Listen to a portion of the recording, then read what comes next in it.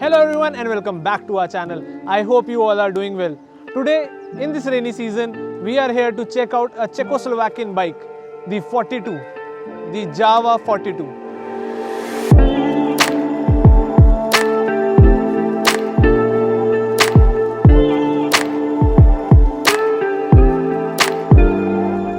Jawa motorcycles is not a new name for us. It has been in the market since 1929 and in India we knew them as Yezdi motorcycles. So they have been used in many movies and have been a part of stardom in the 1970s and the 1980s. So today we have the retro look Jawa 42 with us. Special thanks to Shakti Automobile for providing us this bike for this review. You can visit their Jawa dealership in Baner to get a test drive of the Jawa motorcycle. And don't worry, because they are keeping your safety in check and following all the guidelines issued by the government. Let's begin with the review of the Jawa 42. But before we do that, don't forget to hit the subscribe button and ring that bell so you never miss an update from Rev Explorers. You can also go ahead and check out our Instagram, Facebook and Twitter pages.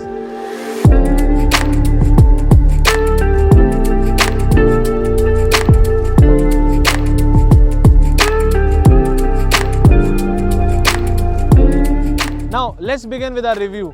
The Jawa 42 is available in 6 colors and 2 variants. So the first variant is single channel ABS. The second variant that we have with us today is dual channel ABS. Now with the dual channel ABS you get dual disc brakes, and in the single channel ABS you get one disc brake in the front and a drum brake in the rear. In the front you get round halogen headlamp and round turn indicators to complement the retro look of the 42. Along with that are these hydraulic telescopic forks by Gabriel and a 1990 section MRF zapper tire which is mounted on a 18-inch spoke wheel. And because they are spoke wheels, you do not get tubeless tire, you get tube tire with the Jawa 42. And then there is this 280mm disc brake in the front which gets biber calipers. From the side profile it gets that retro classic look. In fact, the silencer reminds me of the Yezdis, but it is no more retro because it has that modern touches. The engine you get with the Jawa 42 is liquid cooled, and before we jump to the engine, I should mention that it gets a 14-liter fuel tank and gives an efficiency of somewhere around 35 kmpl. Now coming to the powerhouse, you have a 293cc DOHC liquid cooled fuel injected engine which is now a BS6 compliant. The max power delivered by this engine is 26.5 PS and the peak torque is 27 Nm. And the engine is mated with a 6-speed gearbox. You never saw it coming, right? The overall performance figures of this bike are just adequate. For a bike like this, you just have to chill out and cruise around. That is what it is meant for.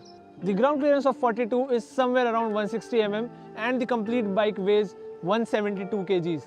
The bike sits on a double cradle frame and you get this comfortable single seat for the rider and the pillion. And to enhance your comfort, you get twin gas canister shock absorbers. Along with that, the rear tire is of the section 120/70. This is also an MR zapper tire and it is also mounted on a 17-inch spoke wheel. Now as I said, this is a dual channel ABS bike. That means you get a twin disc setup. The rear disc is of 240 mm and it is ABS assisted. In the single channel setup, you get a drum brake in the rear and it is of 153 mm. And it is a twin exhaust setup which sounds like this. Have you noticed multiple chrome treatments and Jawa brandings on this bike? Well, there are plenty of them because it is a retro classic style bike. So that means you get chrome treatments and the Jawa brandings, like one is over here on the seat itself. And here you have a LED tail light and the round bulb indicators with 42 written on it. Let's get on to the saddle and check out the instrument cluster. The seat is really soft and the saddle height is just 765 mm. That means this is a short rider friendly bike. I can easily get both of my feet on the ground and you can too if you are somewhere above 5'2". Now let's check out the round instrument cluster. The instrument cluster is fairly simple and you should have noticed by now 2 things that I am noticing. First of all, it is not a center mounted instrument cluster, it is a right mounted instrument cluster. Secondly, the speedometer does not go from left to right, it goes from right to left. So that is a signature style of Jawa and you have the Jawa branding in the center. So you just get an analog speedometer, analog fuel gauge and a digital odometer. Along with that you have multiple indicators like ABS, neutral and engine malfunction. Now coming to the handlebar, you have the kill switch and the self start switch on the right side, and on the left side you have the pass switch, the headlight control, the turn indicator control and the horn, and it is a single tone horn. Along with that you get these round retro finish rear view mirrors. It's time to take this 42 on a ride, and I'm definitely going to get drenched today while making this review. But anyways, before you go on a ride, don't forget to wear your helmet and follow all road safety rules, and please be cautious in this monsoon season.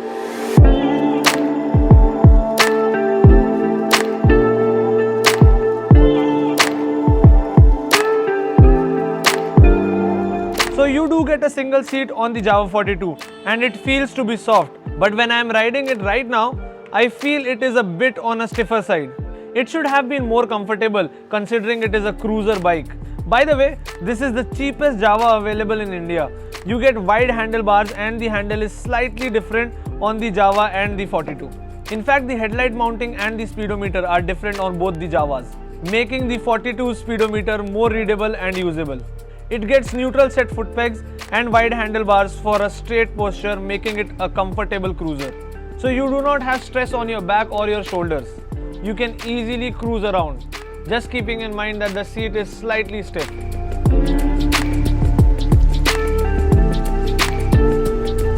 Enhancing the comfort is the refined engine.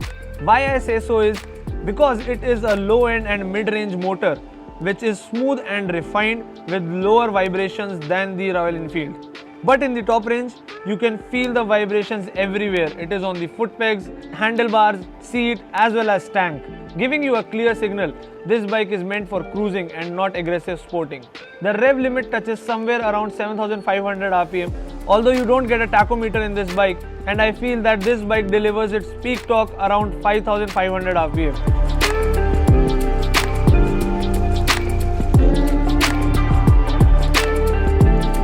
You can feel it by riding. This bike has got all its punch in the low end and mid range.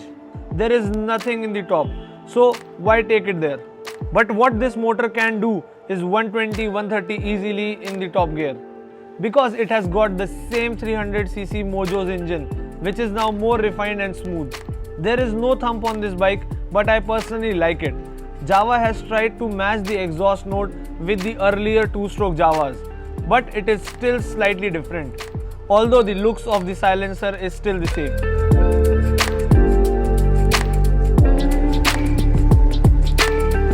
One thing I didn't anticipate on this bike was a 6-speed gearbox, because usually we think that it is a cruiser bike.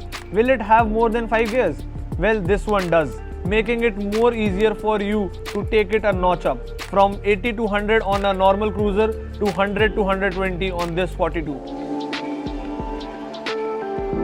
The only thing I encountered with the gearbox was false neutral while upshifting between first and second gear. I don't know if it is this bike, but in all, it is really irritating sometimes. The clutch is good, not really stiff nor really smooth, so you never feel the difference.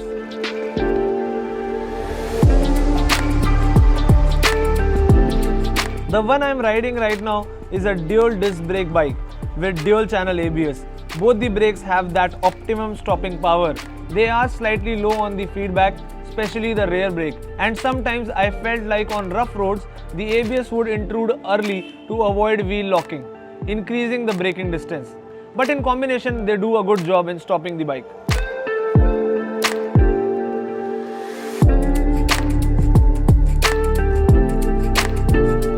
The 42 gets a softly sprung suspension for great comfort. The front ones are absolute charm. There is no problem at all when you hit the bump at low speeds, and even on slightly higher speeds, the bike just glides. The handling of the 42 is also very nimble and agile. You can never feel that it is a 170 kilo bike.